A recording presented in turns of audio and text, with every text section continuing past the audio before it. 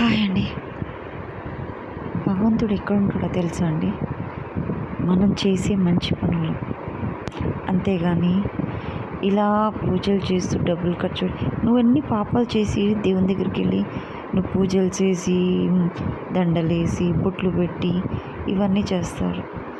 నువ్వు ఇన్ని పాపాలు చేశాక ఆ దేవుడు నిన్ను మెచ్చుతాడా? అక్కడి నుంచి మాయమైపోతాడు ఫస్ట్ ఆఫ్ ఆల్. నిజంగా చెప్తున్నాను. ఎన్ని పాపాలు చేసావో ఆ దరిద్రుడు వస్తున్నాడు రా నాయన, ఇన్ని పాపాలు చేసి వచ్చి ఇంకా నాకు పూజ చేస్తున్నాడు. వీడికా? అమ్మో, వీడు చేసిన పాపాలు ఒకటా రెండా? మనుషులను మింగే పాపాలు చేశాడు వీనికా? వద్దురా నాయన అని చెప్పేసి అక్కడి నుంచి వెళ్ళిపోతాడు తెలుసా. నిజంగా చెప్తున్నా, మీరు ఎన్ని పూజలు చేసినా వేస్ట్. మీ ఎవరైనా సరే ఒక ఆడపిల్లకి అన్యాయం చేయడం మానేసుకోండి.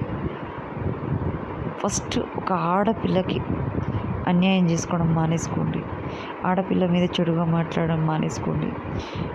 ఆడపిల్లలైనా సరే మీ క్యారెక్టర్ తోటి వేరే వాళ్ళ జీవితాలు నాశనం చేయొద్దు. ఇవన్నీ పాపాలే. ఇది కలికాలం తెలుసా. ఈ కలికాలంలో ఎంత మంచిగా ఉంటే వాళ్ళే బతుకుతారు, ఎంత చెడు ఉంటే వాళ్ళు చస్తారు. నిజంగా చెప్తున్నాను. తొందరగా తీసుకెళ్తాను. మంచి వాళ్ళని కూడా ఏం బతకనియడు దేవుడు.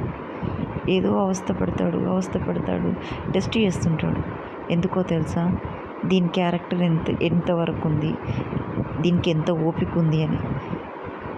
నువ్వు ఎంత సతాయించినా నువ్వు అందులో నుంచి బయటపడ్డావు అనుకో, అప్పుడు ఆ దేవుడు మెచ్చుతాడు. నేను సతాయిస్తాడు.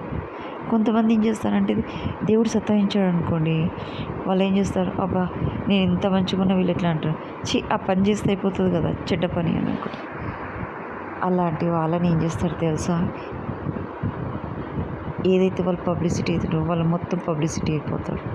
అంతేకాదు కుక్కచావు వస్తారు. వాళ్ళు బ్రతుకున్నంత వరకు కుక్కచావేసి వస్తారు.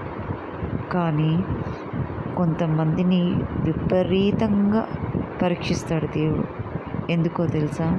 వీళ్ళు నిజంగా సోషల్ సర్వీస్ చేస్తురా, నిజంగా వీళ్ళు మంచి పనే చేస్తురా, నిజంగా వీళ్ళకు మంచి ఇంటెన్షనే ఉందని ప్రతిసారి టెస్ట్ చేస్తూనే ఉంటాడు. నీకు చదువు మంచిగా వచ్చిందనుకో, ఎగ్జామ్ ఈజీగా రాస్తావు. ఎన్నిసార్లు పెట్టినా నువ్వు ఎగ్జామ్ మంచిగా రాస్తావు. ఎందుకు? నీకు సబ్జెక్ట్ బాగొచ్చు కాబట్టి. ఇది కూడా అంతే.